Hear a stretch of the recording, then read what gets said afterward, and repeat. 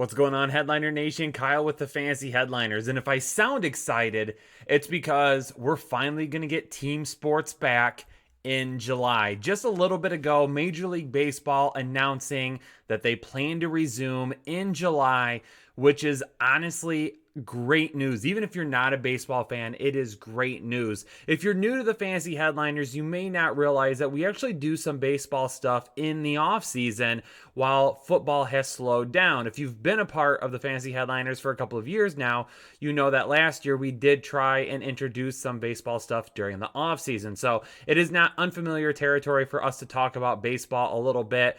But what does it mean for baseball to be back in July? Let's take a look at some of the different things we're going to have going on with baseball returning here very soon.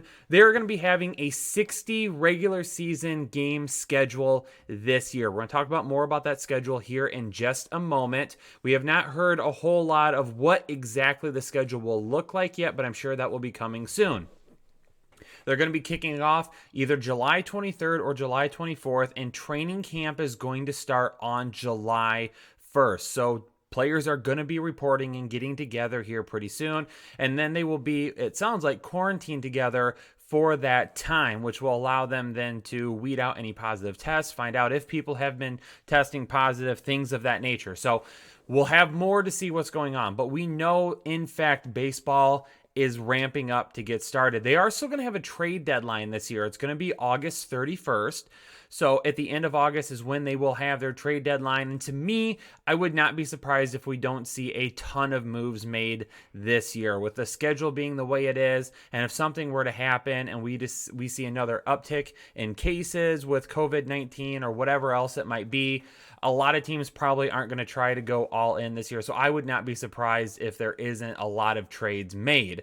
There's going to be a universal DH as well. So for those of you out there that are true and try baseball fans, old school baseball fans, the universal DH and extra inning games will start with a runner on second base. First off, the universal DH. I think that's great. It's a long time coming. They're the only professional sport that has a significant difference between the two different leagues within their sport. I think it's a long time coming, and I think it's great. I will say I'm an OG baseball fan. I have loved the game since I was just a little kid. I have played it for a very long time. I love baseball, but I love the DH. I don't want to watch pitchers hit. There's no reason for that. And having a universal DH will help extend player careers. A whole nother side of Major League Baseball now can offer players the opportunity to DH and can help extend their career. It sounds like the DH will be this year and possibly next year as well, and then they'll have their collective bargaining again after that, and I would not be surprised if it is in the collective bargaining agreement. So I don't think we're ever going to see pitchers hit again in Major League Baseball. Extra inning games will start with a runner on second base. I know a lot of people are not going to love this. Shout out to my dad, who I was having a conversation with just before recording this. He's not in love with it either, but like I told him, there's no better time to try it than right now. This is going to be a crazy, weird season as it is anyway. Let's take a shot at it. Let's see how it works this year. And if it doesn't work, then yeah, let's get rid of it. We might find that it adds a little bit of an intrigue to the game. It might add a little bit of an excitement to the game. We'll wait and see how that plays out, but I say at least let's give it a shot this year, see what happens, and then if it doesn't work out, if we don't like it, then hey, we'll get rid of it going forward. So those are some of the changes that you are going to see with Major League Baseball and how we're going to see things shake out. Now, from the press release from their website, okay, about their training programs, their spring training in quotations as it would be, they will have a 3-week training program, and a majority of the teams are going to be doing their workouts at their home ballparks. Now, Major League Baseball is going to be working again with public health experts, infectious disease specialists, technology providers, on different things and how to return to facilities safely. Now, we heard over the last few days that all the spring training facilities had been closed. However, if we put players within their stadiums and again confine it to only the people that absolutely need to be there, then we're hopefully going to be, getting this thing ahead of the curve and making sure that we get these guys into a safe and healthy environment and we keep them there for the extended season. Not only that, but we have to talk about the schedule. Now, again, nothing as set in stone for the schedule. I don't know what it's going to look like. I don't know who's going to be playing who at this point, but it looks like there has been a schedule submitted to the Players Association that's going to keep a lot of travel from happening, which is excellent.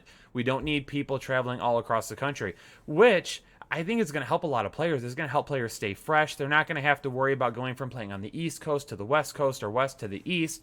A lot of that long travel that you've seen these players have in the past, I think it's going to help keep guys fresh. They're going to be able to stay in their routines a little bit better. It's going to be interesting to see how that plays out. But they're going to be, again, playing against their interdivision rivals quite a bit. And then they might be playing against the whatever opponent is on the other side of that division, on the other side of the league. So American League East versus the National League East, and so on and so forth.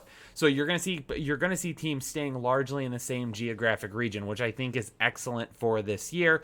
Again, let's mitigate the travel. Let's not put people in situations where they could end up getting sick. I think it's going to keep people healthy, which is going to be great to see this year.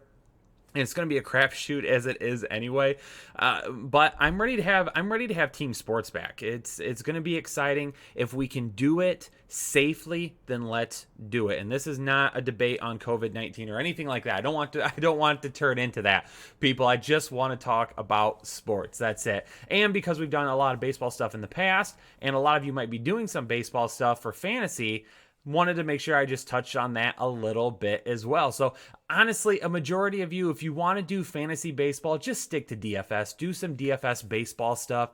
I'm working with Chris Kennedy on our side to determine whether or not we can offer. We had started looking at it already, but we didn't know if we'd have enough time for it. So we're kind of going back and looking at it and seeing if we can perfect that process before baseball gets here so we can do some MLB DFS stuff. No guarantees that is going to happen, but we're taking a look at it. But if you're doing any type of year-long fantasy baseball and you're going to be trying to get things going, number one, you need to extend your IR spots and your bench, okay? Pick up some extra players.